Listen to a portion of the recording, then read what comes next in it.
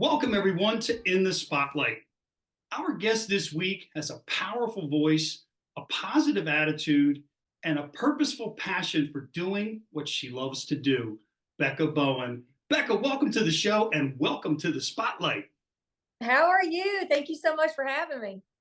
Well, it is absolutely my pleasure, Becca. And I have to tell you, before we dive into anything else, there's something I want to say, and that is I really admire just how authentic you are, your passion, your energy, and you're just truly genuine as an artist and as a person. Where does that come from?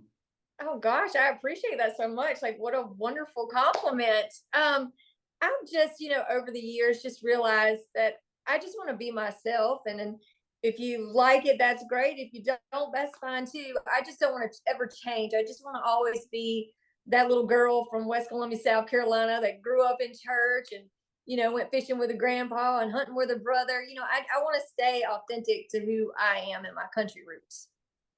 Well, that really comes through, and I appreciate you saying Thank you. that because that's absolutely what I was really talking about because it is who you are. And like I said, both personally and professionally, and it's very much appreciated. So thank you for that. Thank you so much. I don't think I could change if I wanted to. I'm too grounded. And there's no reason to. You just keep being you. And what's really interesting is, Becca, with so many people that I've had the opportunity and really the blessing to talk with over the years, the ones who've achieved the highest levels of success, even if it took longer than they had hoped or longer than they had planned, they were true to themselves. And even if they may Absolutely. not have been in the beginning, they evolved to get there. So you're on the right path. Well, thank you so much. I always say you need to stay humble and stay true to yourself. Absolutely. Now, there's something else I want to talk about, and that's your music. I have to tell you, I love every one of your songs. I love every one of your videos. And I especially love your latest single, Heartbreaking Business. And from what I hear, Oh, business is good. it is good. Thank you so much. This song is really a little bit different than what I usually put out. Honestly, I wrote this song with Sam Woods, and I just wanted to come back after my EP Counting Line with something a little rocking and to Mhm. remind people a little bit, kind of like it gives a Miranda Lambert feel, that kind of thing, that country strong woman that I just love being. And we were sitting around thinking about things to write, and my guitar player Sam had this like awesome guitar riff that he came up with, and strangely it was inspired by him while watching The Walking Dead. So I was like, that's so weird. So he called me and he's like, Rebecca, I got this idea. Listen to this guitar riff. What if love was just like a battlefield? You have to fight for love anymore. And somehow, I was going through some things in my own personal life, and this song kind of turned into the player getting played, and what's good for the goose is good for the gander type song. And next thing you know, we wrote this killer song, Heartbreaking Business, which is like this country rock jam for the summer, and I could not be more proud and happy to release this for my fans. Yeah, and I can't help but think how happy your fans are that you have released it. So, how's it been received thus far? What are you hearing so far? I feel like people really love it. They really love the fact that I guess not many people come out and write music about that type of thing. If you're playing me, I'm going to play Yeah, you. Like that's really not something you hear a lot. And if you most people are thinking it, but they're not going to write it. yeah. So I'm gonna write about it and I'm gonna sing about it. And it's been perceived very well, and I think people love it. And in concert, it's really cool to see people just ecstatic and singing along with me. And it's like a jam. It really is, and like I love it, and I'm glad that my fans are perceiving it, in a good way. Absolutely. Now, will there any plans for a video in the works for the song? Well, you know what? I'm thinking about doing a video because I think it would be really cool to Yeah, add a visual to this. I mean, why I was not? thinking We the need a visual. possibilities there could be pretty cool. Yes, I have some ideas up here that I've been thinking on. Well, I love the song and I look forward to seeing the video if and when it's made, and I really hope it is. And another thing I wanted to just touch on is the fact that, and you mentioned how when you play it and how your fans are reacting. I think it's safe to say that anyone who has heard you sing or has seen you perform would agree with me that you've got a very bright future ahead of you. But I'm wondering, if I was to ask you, what are three things you'd like your fans and the viewers of our show to know about you, to help get to know you? What might they be? One of those things is I love meeting people and meeting my fans and talking to them. I don't want anyone to ever feel like they can't approach me. And I have had that before. People are intimidated and don't want to come up to me and talk. I absolutely love that. I want to talk to you. I want to get to know you at my concerts and meet and greets and all those things. I love that because that's just really a part of the music industry and what I do is more to me as I have a purpose, and that purpose is to, speak to people, reach people through my music. And so that would be one thing is if you see me out, come up and say hello. I would love that. I would love to get to know you and, talk to you. Don't ever feel intimidated. And I don't know why people feel intimidated. I'm just a redneck country girl, you can definitely come talk to and then actually, I guess the second thing I would love my fans to know is that everybody has good days and bad days. Mm. And sometimes you look on my Instagram, my social medias, and you're like, wow, this girl never experiences anything. She's always put together, in hair and makeup and all that.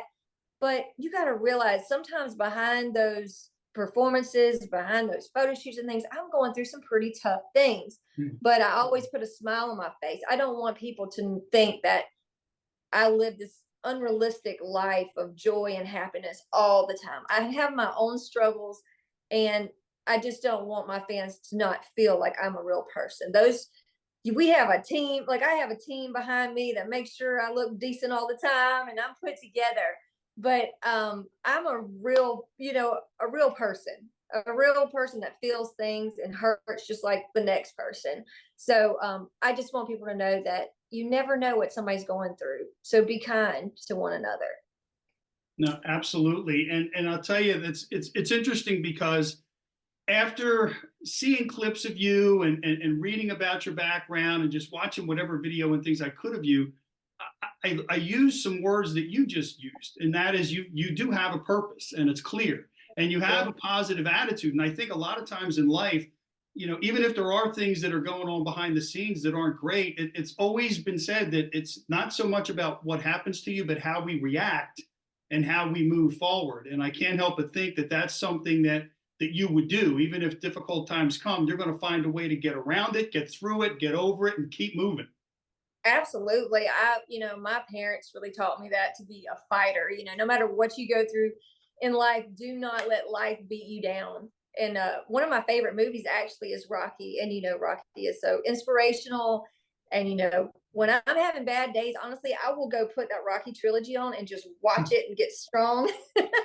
That's seriously what I've done. I've done that since I was a child. My dad used to put the movies in the VHS when I was a kid, Yeah. and watch Rocky, and you'd be like, now come get it together, girl, get it together, get strong. Don't let life beat you down. So yeah, that was definitely instilled in my brain is to never let life beat you down. You always you always fight for everything, Yeah. So before I ask my next question, I have to know of the Rocky series, do you have a favorite?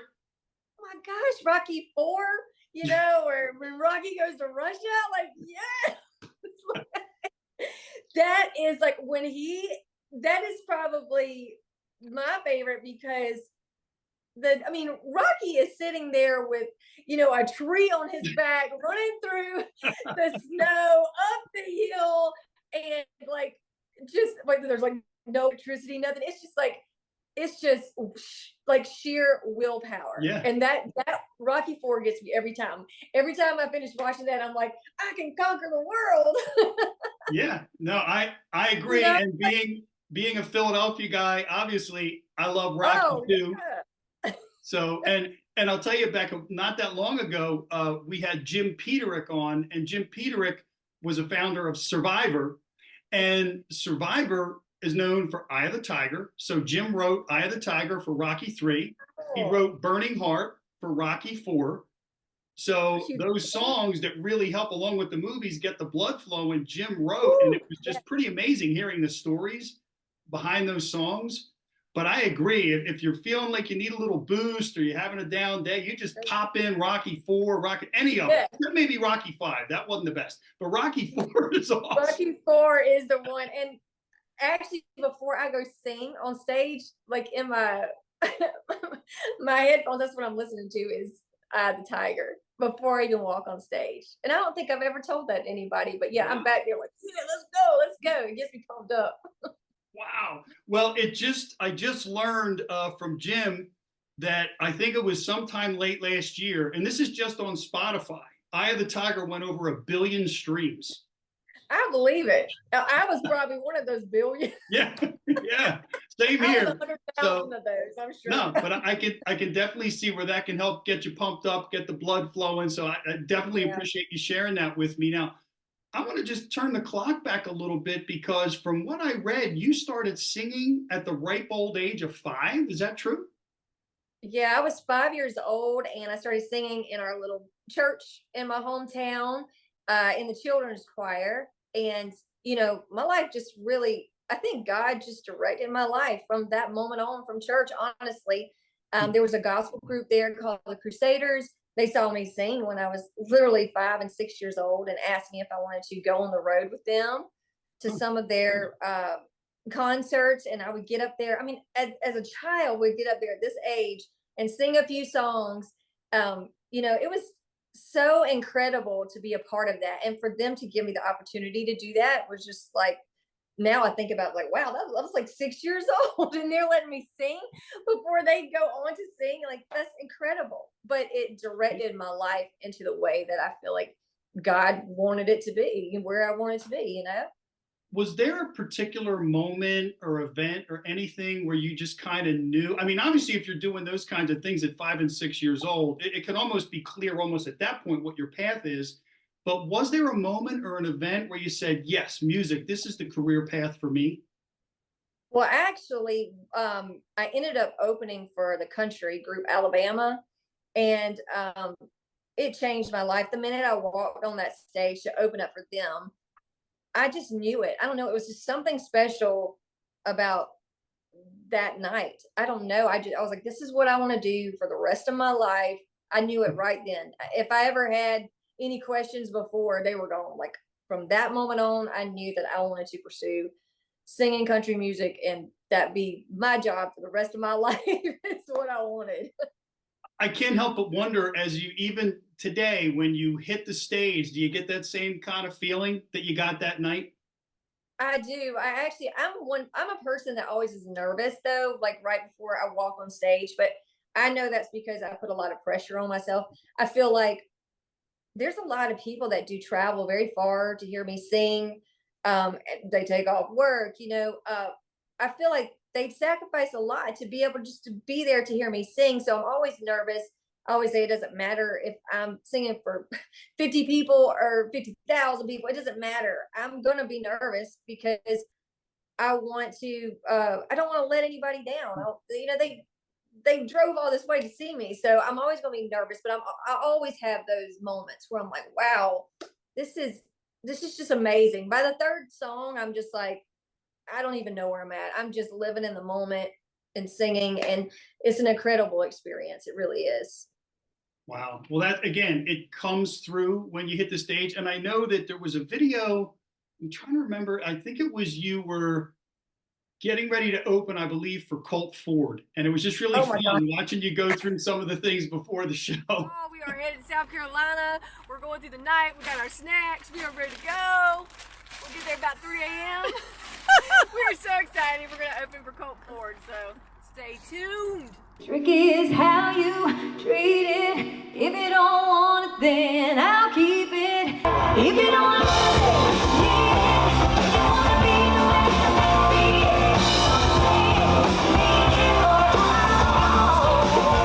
the Hey y'all, we just got here at the Skyline Club in South Carolina. We are opening up for Colt Ford tonight. It's going to be so much fun. I think this place is going to be packed out, so let's wait and see. So much fun. That was a wild crowd, and it was so much fun. And that was one of those moments where I was like, wow, this is incredible.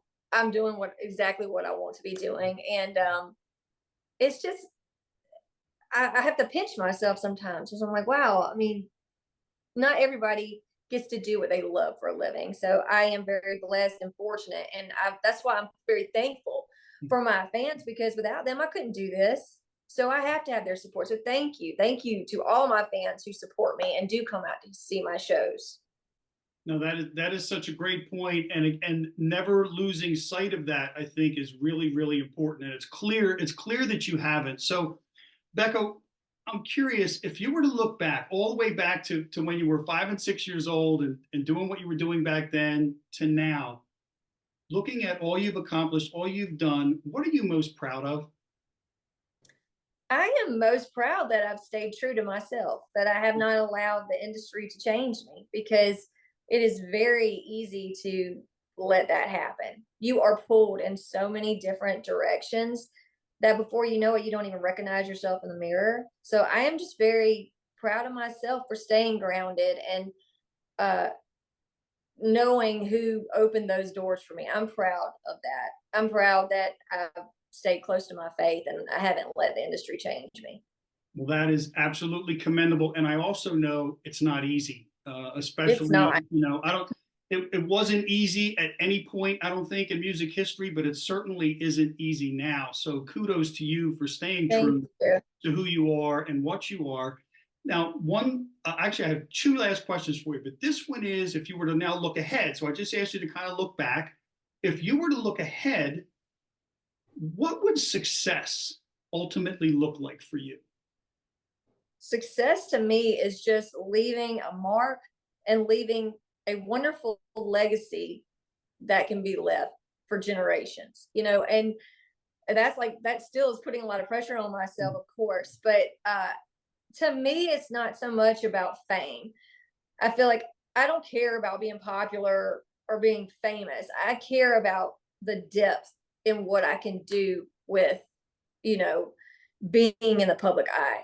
And so for the future, I would hope that eventually I could become like a philanthropist, or I want to, do great things, but with the doors that God has given me, I feel like that's the responsibility I have. If he's going to open those doors for me and give me the success, then I'm going to have to repay that somehow. And to me, that in the future is going to be helping others and hopefully having like a wildlife rescue and that kind of thing. Like I want to do, there's so many things that I want to do. And I have a vision board of those things that I'm going to do once I do really, really make it to the level that I want to. Well, I think what's really interesting about that is that your success, or your definition of success, is really all about helping others and leaving a mark and doing things for others. So I think that in and of itself says a lot about you and who you are. Thank you so much. Um, I think everybody knows I kind of have like a soft heart, and I'm a sucker for animals and a sucker for, helping people out and everything. I've always been that way, but it brings me joy. So why wouldn't I want to do that? Hey, that's a great way to put it, because it's bringing you joy because you're bringing joy to others, whether they be human or animals. So it doesn't God get knows any I better love than animals. that. Yeah. I don't know if you've seen my little Chiweenie Peanut. She goes everywhere with me. She's like our tour Chiweenie. I rescued her from a flea market, but she is like, oh my gosh, she's something else. And the band just loves her. So yeah, she travels everywhere with us. It's so funny. Oh, that's awesome. Well, speaking of travel, what's in the works for you, let's say, for the rest of 2024? What can your fans look forward to the rest of this year? Oh gosh, well, we're fixing to do CMA Fest, which I'm so excited about. Like, that's something we all dream about, is being at Mm. the CMA Fest. And for the first year, I'm at fanfare signing autographs, which is like so cool. I get to sing at two different places while I'm there for the CMAs. And also, I'm traveling a lot, and we're trying to get a tour together for 2025. But I have so many acoustic and full band concerts coming up around. Like, you just go follow me on socials, and you're going to find all these shows and everything I'm doing. There's a lot going on, so I'm excited. Well, there's clearly a lot going on. And folks, if you haven't seen any of Becca's videos or heard any of her songs yet, I highly encourage you to check out her socials, check out her website. If you're like me, you're going to love every song that you hear, and you're going to download it, and you're going to put a couple of them on your workout playlist, which I've already done. Let's go. Let's go. Absolutely. Well, Becca, thank you so much for joining me. It's been my pleasure having you here. And if there's anyone who deserves to be in the spotlight and having that light shining on them, it is you. Thank you so much. I appreciate you having me on the show. So thank you. I absolutely had a wonderful time talking with you today. Same here. And folks, thank you for watching. We'll see you next time.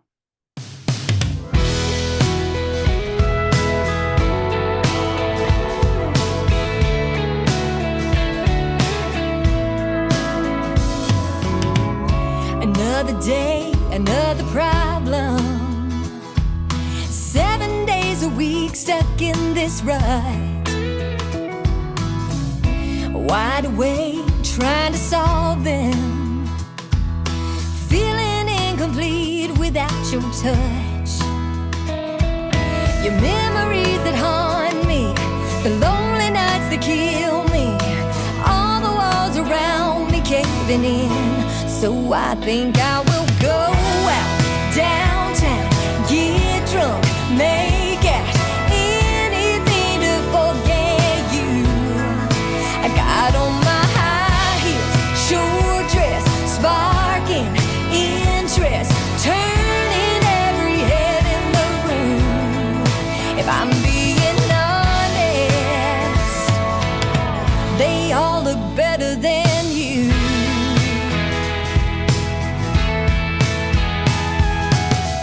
Some may say I'm unstable, searching for someone to fill this void. I've looked at this from every angle. Seems I've got no other choice. So I think I will go out downtown, get drunk, make out anything to forget you. I got on my high heels, short dress, sparking interest, turning every head in the room. If I'm being honest, they all look better than you.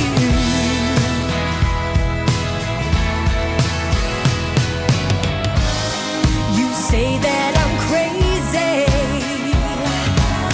I got a few screws loose. You've been counting me out,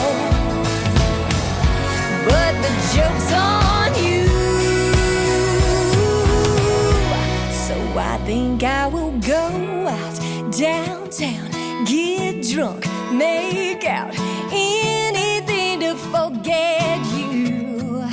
I got on my high